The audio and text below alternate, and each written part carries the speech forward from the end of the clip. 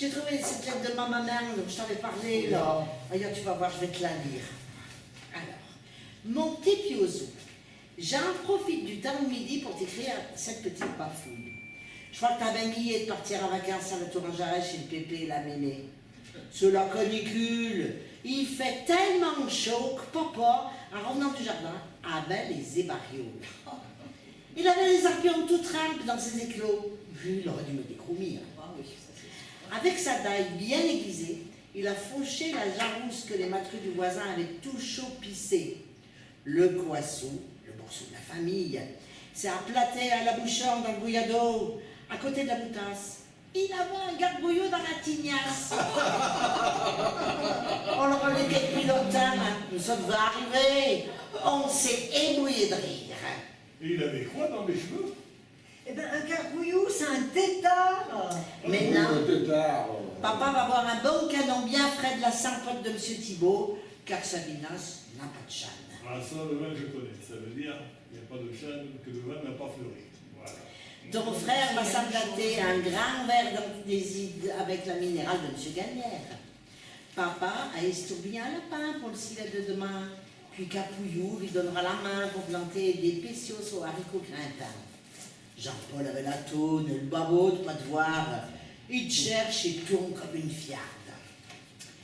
Ils ont apporté des rates, des tomates, des racines et des pois dégrenés pour faire un bon barboton avec des boniveaux pour midi. Pour le soir, on fera un bon sarrason avec des râpés et un fromage aux artisans. Avec ta sœur, la Naline, on va préparer le repas. Ouais, mais est-ce qu'il y aurait un peu de charcuterie corse dans cette maison? Moi, tout ça, ça m'a mis la dalle. Et toi aussi, Grèce. J'espère que tu es bien sage. Descends pas la fontasse comme un dératelé. Tu risques de débarrouler comme un foulatra. De taquiger, t'émaser les genoux. Ça ferait-tu peine ou paternelle, me saigne. Et ferait faire du mauvais sang à la mémé. Oui. Quand tu descends à Borgnon à la fabrique avec le pépé, dis-lui d'ouvrir le cafuron pour y voir plus clair. Bah, sinon, prends un crésieux. Fais attention de ne pas t'acquiger dans les escaliers. Oh, mais c'est toujours à se faire du souci. On se demande pourquoi. Regarde bien ton grand-père. Il rechigne pas devant le travail, tu sais. Il émet de l'huile de coude. C'est un des meilleurs armuriers de France avec ses fils. Ils vont pas trop connaître, lui. C'est un rituel. Il prend sa basane, met ses lorgnons à la pointe du nez et dégameluche la bartasse d'outils.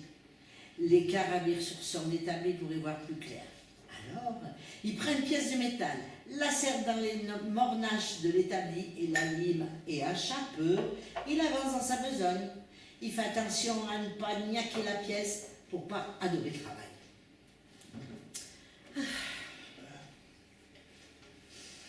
Dans sa dernière lettre, il m'a dit qu'il allait t'emmener ramasser des bouchasses à Bardonnanche. Elles sont bien mûres et des bavets pour la cheminée pour l'hiver. Je pense aussi que tu vas ramasser les barabans pour les lapins.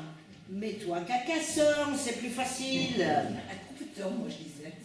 Lors de ce biron, si tu t'aimes assurer, mets de l'eau tiède dans le benon, qui est dans le cagibi, et lave-toi bien. Tatouille pas. Gaspille pas partout. Il revient pas tout acari et café toto dans les cheveux. Papa pourrait te passer un ratichon.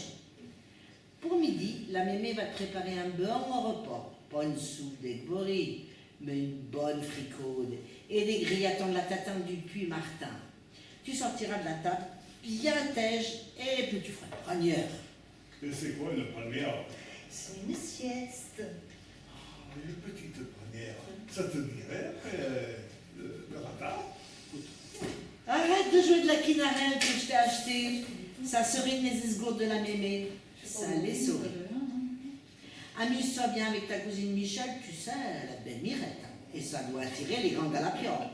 Et les garanias du coin qui voudraient bien flirter, courir la patentaine avec elle. Ben, faudra pas qu'elle mette la charrue dans les bœufs et qu'elle fasse pas qu'avant les rameaux. Oh, mais c'est une brave fille. Elle a les papiers blancs. Propose-lui de jouer au gobi ou à la grataille. C'est bien marin. Tu crois qu'elle va jouer au gobi, toi? Mais évite de la raner. Elle voudrait plus jouer avec toi. Dimanche, tu iras à l'office. Bouille pas pendant l'office.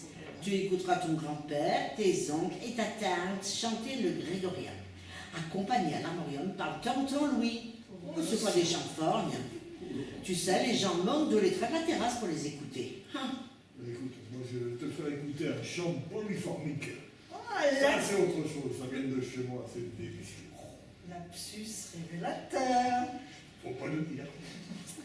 Puis à la sortie, tous les gens se rassemblent sur le plâtre pour laver le linge sale de chacun.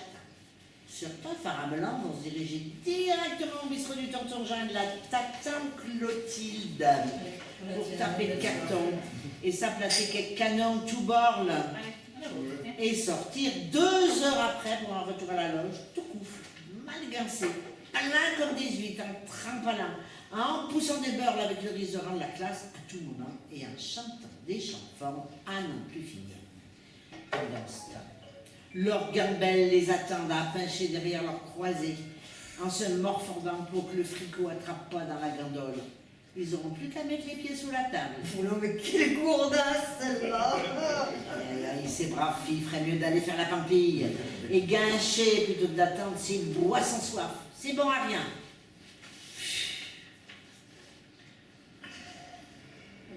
Moi aussi j'ai soif.